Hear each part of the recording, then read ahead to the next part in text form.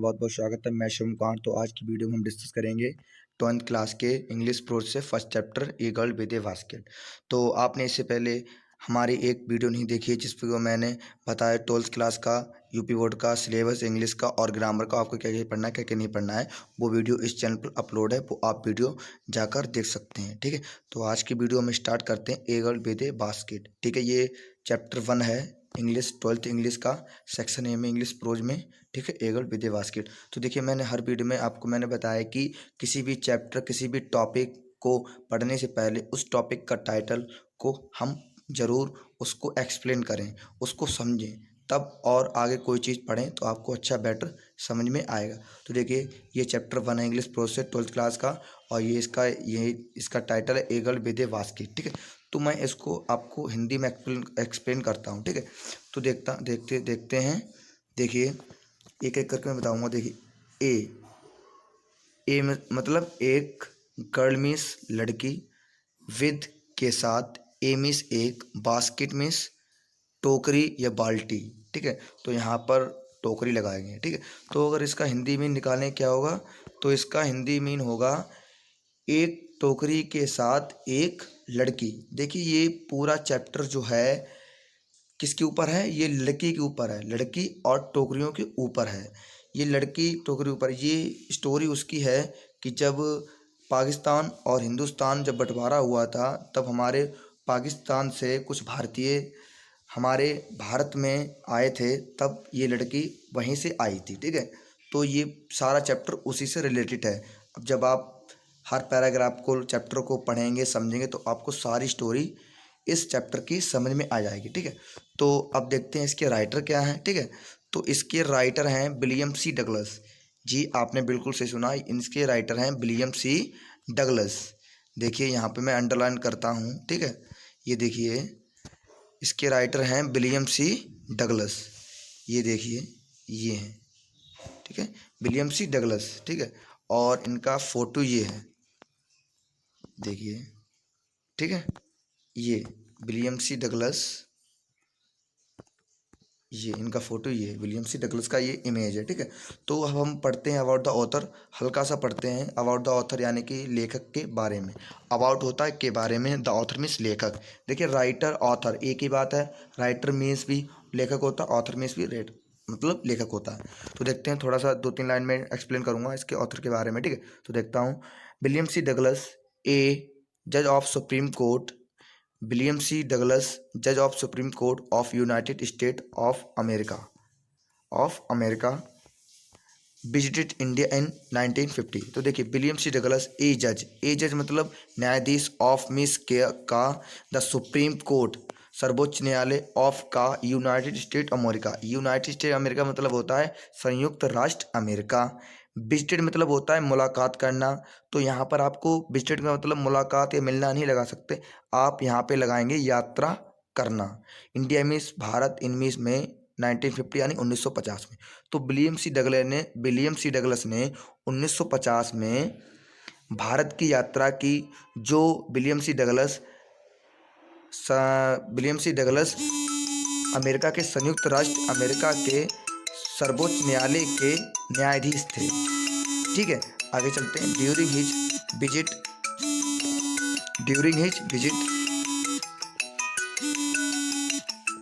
देखिए, तो इसका मैंने एक्सप्लेन कर दिया कि विलियम सी डगलस 1950 में भारत में यात्रा करने आए थे।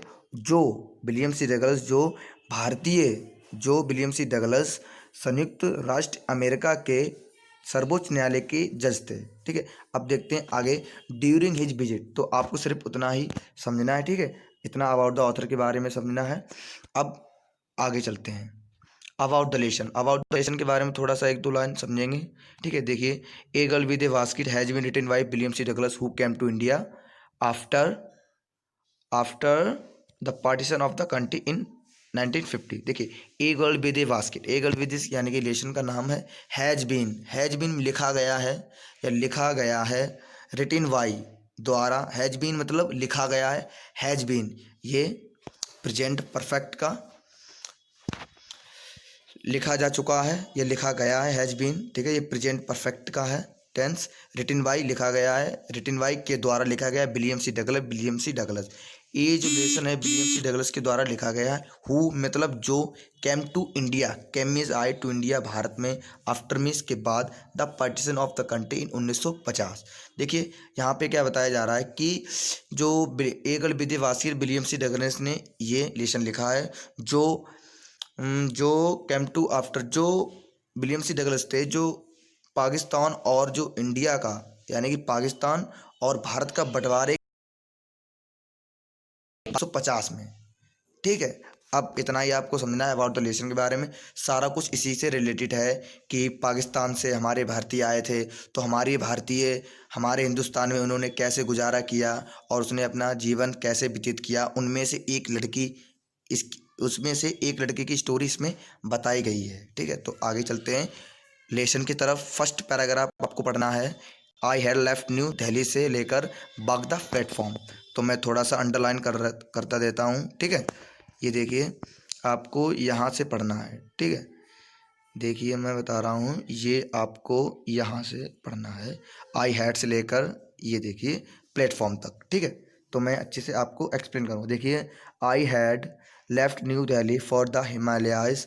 ठीक है, तो देखिए I had left, I means मैं, आई किसके लिए आया है, विलियम सी डगलस। ये विलियम सी डगलस यहाँ पे भारत आए थे और उन्होंने भारत को देखा और उनमें से एक लड़की को देखा, तो उस लड़की के ही बारे में सारा कुछ बताया। ठीक है, तो देखते हैं, I had left new Delhi for the Himalayas, और उन्हें अपनी यात्रा के बारे में बताया और भारत में कहाँ कहाँ गए, कहाँ कहाँ घूमे, किन किन से लोगों से मिले। तो उन्होंने, विलियम सी डगलस ने अपनी सारी स्टोरी बता दी कि मैं भारत गया था तो मैंने क्या क्या वहाँ पर देखा। ठीक है, तो ये सारी स्टोरी इसी से रिलेटेड है। देखिए, I had left new Delhi for the Himalayas. ठीक है, आई मीन्स मैं, हैड लेफ्ट, हैड मतलब पास्ट परफेक्ट का टेंस है, हैड लेफ्ट, लेफ्ट मतलब लीव मीन्स छोड़ना होता है, यहाँ पे थर्ड फॉर्म है लेफ्ट। तो आई मीन्स मैं हैड लेफ्ट छोड़ चुका था, न्यू दिल्ली नई दिल्ली, फॉर के लिए, द हिमालयाज मतलब हिमालय को। देखिए मैं, अब देखिए एक चीज़ और मैं आपको एक्सप्लेन करता हूँ कि जो भी आप कहीं भी हिंदी में, इंग्लिश का हिंदी में ट्रांसलेशन करें, तो आप पहले सब्जेक्ट लें, फिर आप पीछे से हिंदी में एक्सप्लेन करते जाएं, तो आपका बिल्कुल हिंदी में सटीक ट्रांसलेशन होगा। ठीक है, कैसे कि आप यहाँ से स्टार्ट करें, यहाँ से, ये देखिए बता रहा हूँ। ठीक है, तो आई मीन्स मैं, अब देखिए यहाँ पे हिमालय से आप अर्थ निकालें। ठीक है, जैसे कि मैं हिमालय के लिए, न्यू दिल्ली, लेफ्ट मीन्स छोड़, हेड मीन्स चुका था, यानी कि मैं हिमालय के लिए न्यू दिल्ली छोड़ चुका था। देखिए कितनी आसानी से इस लाइन का हिंदी में ट्रांसलेशन हो गया। आप भी कोई भी चैप्टर, कोई किसी सा भी इंग्लिश में अगर हिंदी में ट्रांसलेशन आप करते हैं, तो आपको सब्जेक्ट पहले पकड़ना है, उसके बाद आप फुल स्टॉप जहाँ पे लगा, फुल स्टॉप से पीछे से आपको वन बाय वन वर्ड को जोड़ते जाना है हिंदी में, आपका फुल सेंटेंस अच्छी हिंदी ट्रांसलेशन में हो जाएगा। ठीक है, तो मैं इसका क्या ट्रांसलेशन हुआ, I left new Delhi for the Himalaya, मैं हिमालय के लिए दिल्ली को छोड़ चुका था, यानी कि मैं हिमालय की यात्रा करने के लिए दिल्ली को छोड़ चुका था। ठीक है, अब देखिए आगे, I was going as far as Bareilly by train and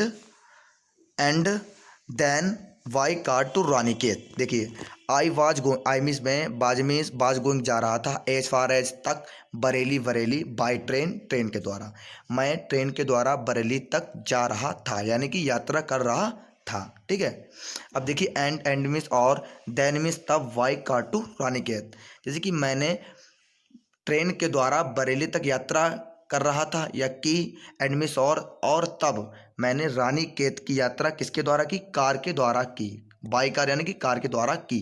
अब आगे देखते हैं, an old British army hill station located on a 6000 foot rise opposite 120 मील यानी 120 मील stretch of snow covered Himalayas. देखिए एक एक करके मैं आपको एक्सप्लेन करता हूँ। देखिए एन ओल्ड ब्रिटिश आर्मी क्या है, पुरानी, ओल्ड मीन्स पुरानी, ब्रिटिश मीन्स अंग्रेज, आर्मी में सेना, हिल स्टेशन यानी कि पहाड़ी छावनी। देखिए यहाँ पे हिल स्टेशन का मतलब क्या है, पहाड़ी छावनी, जहाँ पर समूह, एक इकट्ठा समूह, एक समूह जहाँ पर रहता है उसे हम पहाड़ी छावनी कहते हैं। स्टेशन एक स्थान जहाँ पर काफ़ी लोग रहते हैं, या देखिए एक ट्रेन का स्टेशन होता है, वहाँ पर भी मतलब एक काफ़ी लोग उतरते हैं, एक समूह वहाँ पे होता है ना, उस प्रकार से यहाँ पे हिल स्टेशन यानी पहाड़ी छावनी, मतलब जहाँ पे ब्रिटिश आर्मी की जो सेना थी वहाँ पर इकट्ठी होकर रहती थी। इसका मतलब हिल स्टेशन मतलब ये है। तो N old British army hill station, तो पुरानी अंग्रेजी सेना पहाड़ी छावनी, ठीक है, पहाड़ी छावनी, ठीक है, लोकेटरी में दिखाई देती थी या स्थापित थी ऑन पर एमिस एक 6,000 मीन्स ऊंची, फुट राइज यानी 6,000 फुट राइज मीन्स ऊंची, अपोजिट मीन्स के सामने, एमिस एक 120 मील, स्टेज मीन्स फैली, ऑफ मीन्स की, स्नो कैविटी मीन्स बर्फ से ढकी हुई, हिमालय। अब देखिए मैंने आपको सारा कुछ बता दिया। अब आप पीछे से स्टार्ट हो, पहले आप एन ओल्ड ब्रिटिश आर्मी तक आपने, N old British army hill station और लोकेटेड, ये आपकी बर्फ स्टार्ट हो गई, तो आप स्टेशन तक पहले लिए एक एक पुरानी अंग्रेजी सेना पहाड़ी छावनी, अब हिमालय से लिखा रहे हैं, एक पुरानी अंग्रेजी पहाड़ी छावनी, हिमालय 120 मील, 120 मील हिमालय बर्फ से ढके हुए के सामने 6,000 फुट ऊपर या ऊंची स्थित थी। अब देखिए आपको इस लाइन का एक्सप्लेन हो गया। अब आगे चलते हैं। The train was slow, the train means train या रेलगाड़ी, बाज मीन्स थी, स्लो मीन्स धीरी, ट्रेन या रेलगाड़ी धीमी थी, एंड मीन्स और it stopped at all the way station. तो देखिए यहाँ पर क्या है, इट किसके लिए आया है यहाँ पर, इट स्टॉप्ड, तो इट आया है द ट्रेन के लिए, तो यहाँ पे इट का कोई सेंस नहीं लगाएंगे हम, यहाँ पे इट की जगह पर द ट्रेन बोल देंगे, यानी कि रेलगाड़ी stopped at all the way station, stopped means रुकती थी, एट मीन्स पर, ऑल द वे स्टेशन सभी स्टेशनों के रास्तों पर, यानी कि सभी स्टेशनों पर, ऑल द वे स्टेशन का मतलब होता है सभी स्टेशनों पर, रेलगाड़ी सभी स्टेशनों पर रुकती थी, एट एवरी स्टॉप, और प्रत्येक स्टॉप पर, स्टेशन पर रुकती थी, और जो स्टॉप होते हैं स्टेशन के आगे स्टॉप जो होते हैं उन पर भी रुकती थी। आई संग open the door of my compartment and walk the platform. देखिए आई मीन्स मैं, संग मीन्स जोर से या धक्का देकर, ठीक है, ओपन मीन्स खोलना, द डोर मीन्स दरवाजा, ऑफ मीन्स का, माई मीन्स मेरा, कंपार्टमेंट मीन्स होता है रेल का डिब्बा, ठीक है। अब देखिए पीछे से मैं निकालूंगा, देखिए मैंने अपने रेल का डिब्बा को, रेल के डिब्बे को जोर से ये धक्का देकर खोला। देखिए इसका एक्सप्लेन हो गया। आप पहले सब्जेक्ट को पकड़कर आप पीछे से एक्सप्लेन करें, ठीक है। एंड और walk the platform, walk means घूमा, एंड द प्लेटफॉर्म पर, प्लेटफॉर्म यानी कि स्टेशन ही होता है एक से आपका स्टेशन, ठीक है, तो प्लेटफॉर्म पर मैं घूमा, ठीक है, या टहला। तो इस वीडियो में मैंने आपको फर्स्ट पैराग्राफ मैंने आपको एक्सप्लेन कर दिया अच्छी तरह। अगर आपको कोई भी इसमें दिक्कत आ रही है, कोई भी वर्ब में दिक्कत आ रही है, किसी चीज़ में आपको समझ नहीं आए, तो आप हमारे कमेंट बॉक्स में राइट करें, लिखें। देखिए जो भी इस वीडियो को देख रहा है या देखेगा, तो आप हमें लाइक करें और कमेंट में ज़रूर बताएं कि आपको कैसी ये वीडियो लगी, ठीक है। आप हमें कमेंट दें, चाहो कोई भी कमेंट दें, पर आप हमें कमेंट जरूर दें, और इस वीडियो को लाइक करें और सब्सक्राइब करें, ठीक है, और ज़्यादा से ज़्यादा शेयर करें, ठीक है। Thank you for watching my video. तो देखते हैं इसमें हमने क्या सीखा, कि इसमें मैंने ये पैराग्राफ मैंने आपको कंप्लीट करा दिया, ठीक है। तो नेक्स्ट वीडियो आपको और जो प्लेटफॉर्म परफेक्ट के ऊपर होगी, ठीक है। तो thank you for watching my video.